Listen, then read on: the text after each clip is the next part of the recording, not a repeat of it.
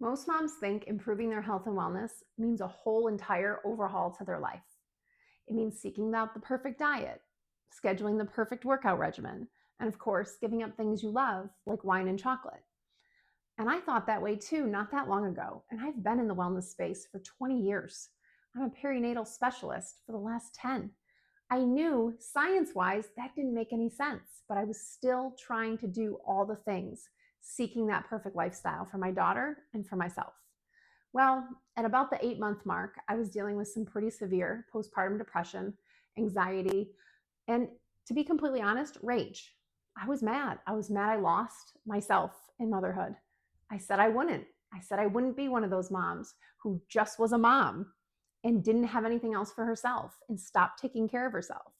I've seen how that plays out, and it's not pretty. I promised myself before delivering that that would not be me, and here I was 8 months later, and that's exactly the space that I was in. In seeking this perfection, these diets, this weight loss program, these workouts only left me defeated. They left me frustrated and more depressed than I already was. So if you've been in that situation, you're in the right place now. Thanks for joining me today because I want to tell you the one thing that I did, the one shift that completely changed my life. So right around that 8-month mark, I decided to make a change. My daughter deserved a better mom, my husband a better wife, and I deserved more. I deserved to feel this amazing lift and light of motherhood that I wasn't yet. So what I decided to do was small, and it ultimately turned into the method that I teach now with my clients, and it's a 2% shift. Instead of carving out that time we used to carve out, maybe pre-kids, to go to the gym or go to a yoga class or go to a spin class or whatever it is, there was no time for that anymore. What worked before wasn't working now. And I needed to admit it, and I needed to change it and control what I can control. So how I started small, I started with a cup of tea. I'm not a coffee drinker, but I do drink tea. So I was living in Los Angeles at the time. We had very sunny mornings. I was very fortunate. I would take my tea outside with my daughter, so it wasn't by myself, because I always say self-care does not need to be alone. It can be with your kids crawling all over you.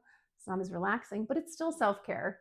I would take my cup of tea and I'd sit outside in the sunshine, get some vitamin D, get some fresh air, enjoy my cup of tea and my daughter in the morning every day. This lasted a few weeks. And then I was like craving a little bit more. I said, well, if I can do this, maybe I can then have a cup of tea and go for a walk. Again, with my daughter. I didn't have childcare. I was a stay-at-home mom at the time. I didn't have funds to go and bring her somewhere so I could pay $25 for a workout class. I did what I could do.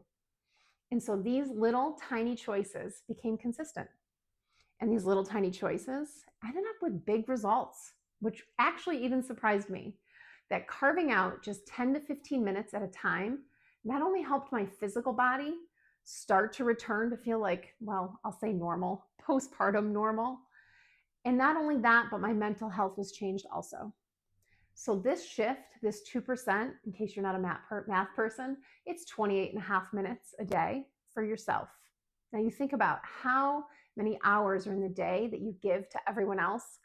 2% is like nothing. And it doesn't even have to be done all at the same time.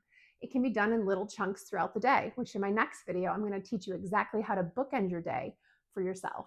But for this one, I want you to start to think about this 2% shift. What can you do that brings you joy, that brings your body satisfaction, whether it's nourishing it with a healthy snack or a meal, or sneaking in that 10-minute workout to energize instead of that third cup of coffee in the middle of the afternoon? My 2% looks like this. I get up in the morning and still enjoy my cup of tea. Just now it's a little bit different because I enjoy it after my kids go to school. Now that they're in first and third grade, my day looks very different. I can start my day with an early morning workout if I'd like to, and it's early. The kids are up at 6 getting ready for the day, so mine has to start before 6 o'clock. Yours does not. Everyone is different.